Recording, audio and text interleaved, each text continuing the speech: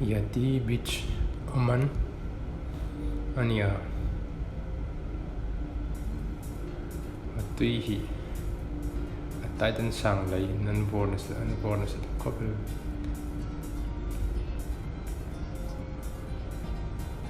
so tinga khel ting ko chen thu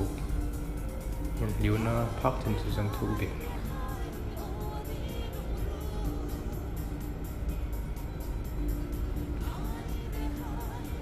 atui hi alina bal em ni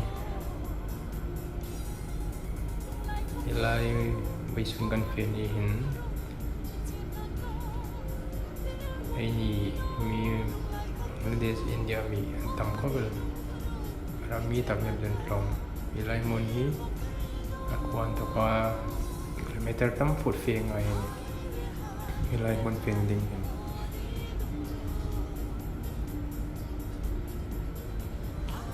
bao ro ken hoi ko bel atui hi chu lim chalum be na ma dai ting do ni bai sun cho công an liu pai tuy nó mong một lại liu công anh hoi na sẽ bằng ra thì ông mong liu cho và sự cả ông biết mà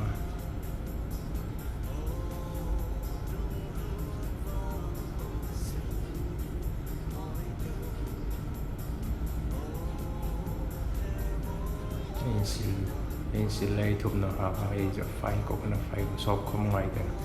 tuy liệu chân số var có cái tuy lấy cái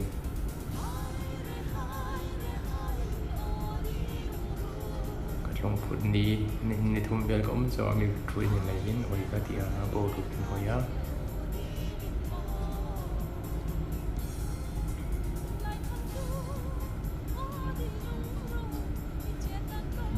chỉ là mong nở về so vai tao ai phê tao bớt tiền rồi có lại muốn nào về vai thôi thì để cho các đồng tiền cái trang nó muốn hay là trang hay cái lung lệ đến có phăng đâu ngặt chung ngặt mình chụp hình lệ cái này tôi hình camera máy của mình sẽ cũng đang nghe hình này cái trang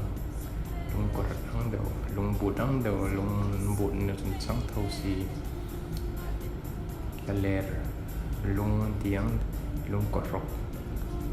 ta lu lung rìu tiếng hơn ta lung bụt ní xí là lung bụt đằng đầu với trực tiếp cũng xin anh là chú câu chim hiện lu xuống nó lại hiện câu chim im cái tiền này về nói ông mà lần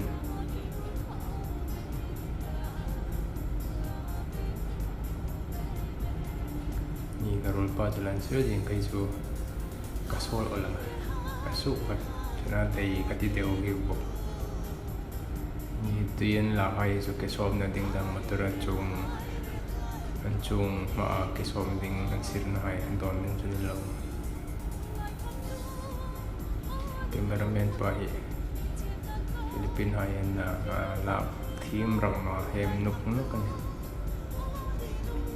nếu lạc lại hôm nay trong nắng đó sẽ là chỉ có qua channel này là rolling không trực tiếp khi cà phê bùi hay Turkey le Philippines Indonesia le Philippines pan này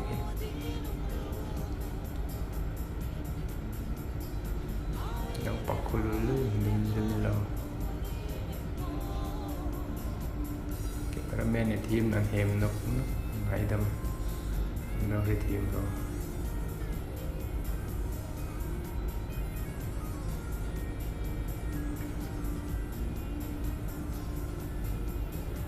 lirin hing ang cameraman pa lu man sukai so cho vai bong pen din ning vai vô na chung na vai thì dor fe la vai bong ban có vẻ là vai tâm tất cả chút đâu vai thôi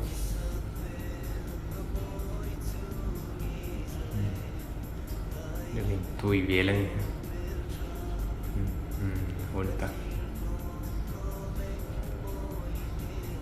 sol ta đều